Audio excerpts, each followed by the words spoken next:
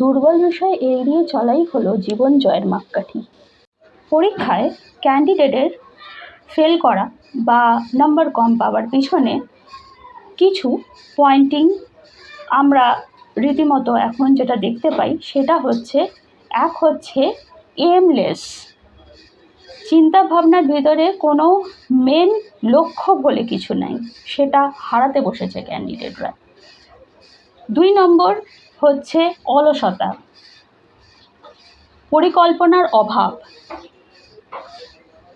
Addiction, mobile ল্যাপটপের ভিতরে হচ্ছে ম্যাক্সিমাম সময় ইংগেজ হওয়ায় তারা হচ্ছে পড়াশোনার পরিমাণে টাইমটা দেওয়ার কথা সেই জায়গাটাতেও ল্যাক করছে, ক্লাসে মন না দেওয়া। সুতরাং এই সমস্ত বিষয়গুলোকে যদি আমরা আলোকপাত করতে পারি এবং সঠিক সময় সঠিক কাজ যদি করতে পারি, ফলো আপ বড়রা তাদের দিয়ে করাতে পারি, তাহলে অবশ্যই ফলপ্রসূ রেজাল্ট আমরা আপকামিং টাইমে সেই সমস্ত ক্যান্ডিডেটের ভিতরে দেখতে পাবো এবং তারা সফলও হবে, এইটা গ্যারেন্টির সাথে বলাই যেতে পারে।